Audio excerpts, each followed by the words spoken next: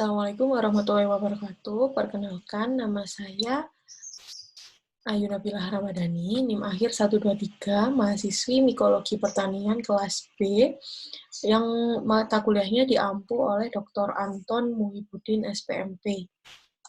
Jadi pada kesempatan kali ini, saya akan menjelaskan mengenai Puccinia graminis, jamur dari Basidiomycota yang berperan sebagai penyebab penyakit karat pada tanaman gandum.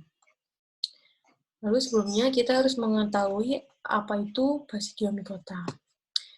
Jadi divisi Basidiomycotina sendiri adalah takson dari kingdom fungi yang memproduksi spora dalam bentuk kubus yang disebut basidium. Nah, Basidiomycota sendiri merupakan jamur dengan hifa yang bersekat dan dikenal karena tubuh buahnya yang tampak jelas. Lalu dalam Basidiomycota ini terdapat 3 kelompok utama, yakni Urediniomycetes, Hymenomycetes, dan Ustilagomycetes. Nah, pada bahasan kali ini kita akan membahas mengenai Puccinia graminis yang termasuk dalam kelompok Urediniomycetes.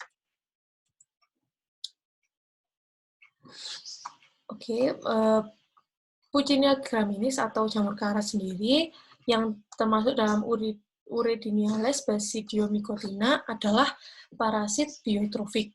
Nah, Puccinia graminis ini tumbuh di berbagai tanaman hijau yang bervariasi dari pakis dan tumbuhan rerumputan hingga keluarga dari monokotil dan dikotil lainnya. Secara ekonomi, jamur karat ini patogen utama karena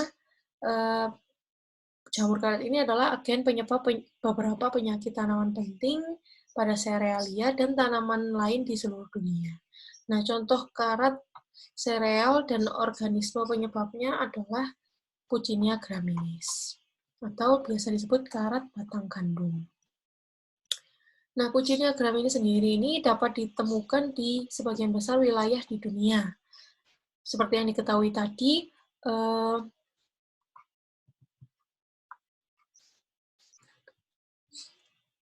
bahwa Puccinia graminis ini dapat menyerang, dapat tumbuh di berbagai tanaman hijau yang bervariasi. Maka dia dapat ditemukan di sebagian besar wilayah di dunia, baik inangnya rumput liar atau tanaman budidaya serealia.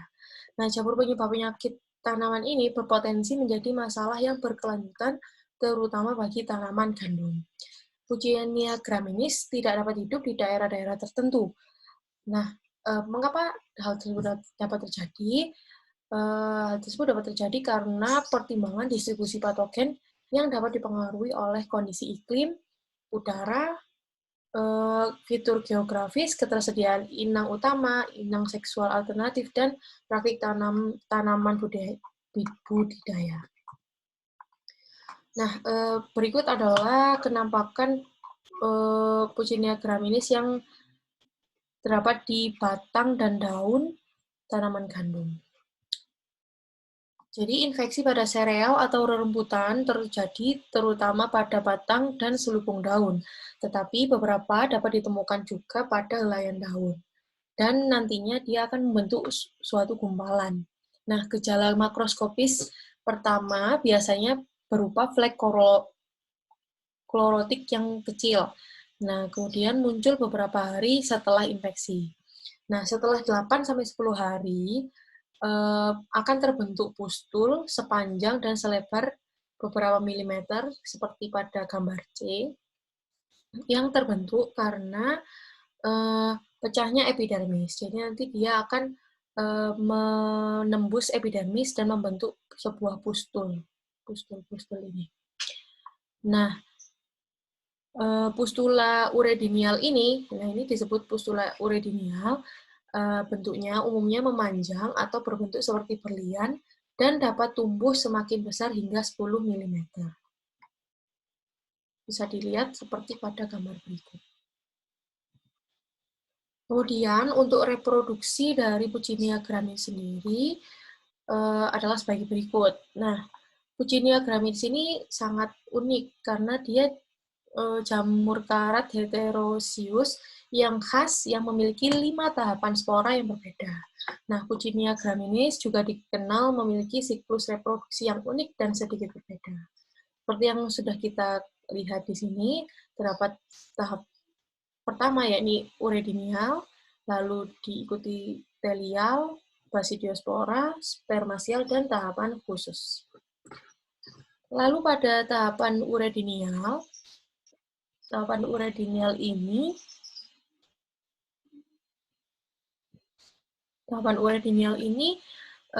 dimulai dengan perkecambahan urediniospora yang pada inangnya yang dalam golongan rumput melakukan penetrasi. Jadi dilakukan penetrasi pertama ini pada tahap uredinial. Terus perkembangan miselium intraseluler dengan haustoria intraseluler dan sporulasi uredinia berikutnya untuk membentuk urediniospora yang baru. Jadi dia terus membentuk urediniospora yang baru. Jadi setelah menginfeksi, kemudian dia setelah penetrasi dia melakukan produksi urediniospora. Nah, daur ulang tahap uredinial ini cara utama di mana jamur memulai dan melanggengkan epidemi. Jadi, dalam tahapan ini terjadi epidemi atau penyebaran penyakitnya. Nah, urediniospora dari Puccinia graminis ini bersifat dikaryotik atau 2N, N plus N. Dia pecah-pecah, berdinding tebal dan berduri, serta berbentuk lonjong. Seperti pada gambar berikut. Selanjutnya, tahap telial. Saat tanaman terinfeksi itu sudah dewasa, jadi ini pembentukan urediniospora berhenti dan pembentukan teliospora dimulai. Jadi mulai membentuk teliospora di sini.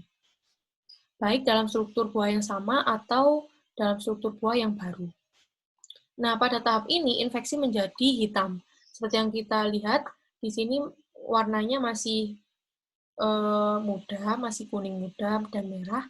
Sedangkan di tahap pembentukan teliospora ini, warnanya mulai menghitam dan menggelap.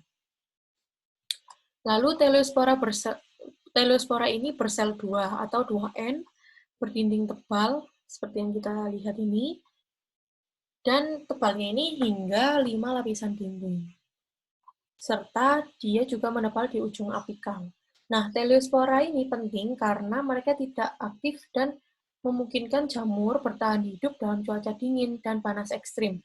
Teliospora dewasa mewakili satu-satunya keadaan diploid sejati dari jamur. Jadi, nantinya teliospora ini akan mengalami overwintering atau dia dapat bertahan pada kondisi yang sangat dingin atau sangat panas. Jadi dia sangat penting karena dia dapat melewati fase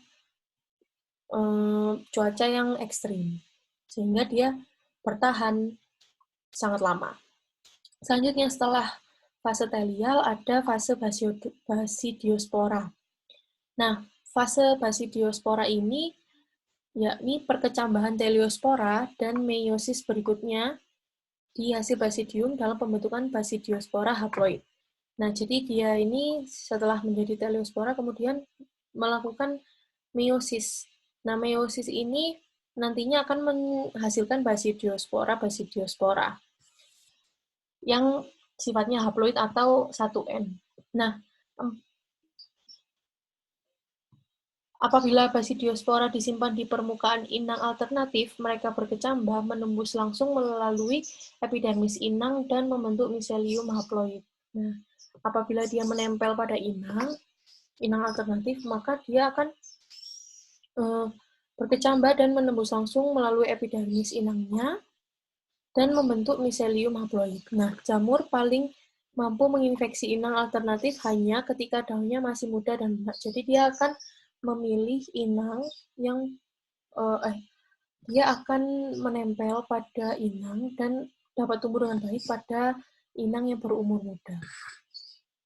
Lalu struktur buah yang terbentuk akibat infeksi basidiospora disebut pycnium. Jadi nantinya dia akan membuat pigmium.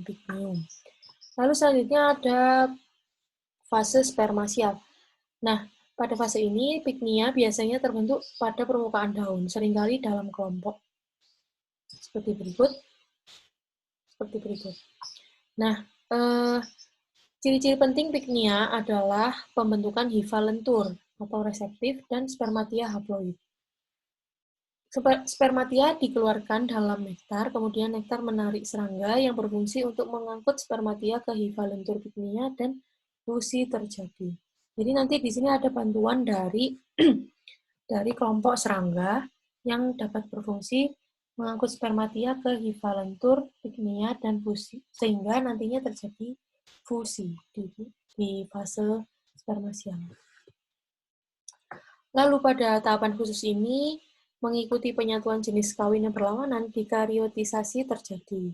Inti spermatial bermigrasi ke protoesium, di mana mitosis terjadi. Nukleus berkumpul kembali menjadi dikarion dan bentuk struktur khusus. Ini, seperti pada gambar berikut. Esia Puccinia graminis memanjang berstruktur silindris. Seperti yang tadi kita lihat pada morfologi di awal, yang berstruktur silindris. Nah, Aesiospora dikaryotik diproduksi secara berurutan dalam rantai dari Aesiosporophores. Nah, Aesiospora ini menginfeksi inang berumput, menyelesaikan siklus hidup jamur. Dan kembali lagi pada siklus ini. Dia akan kembali lagi melakukan siklus jamur. Atau tahapan reproduksi ini akan dijelaskan lebih jelas lagi pada animasi berikut.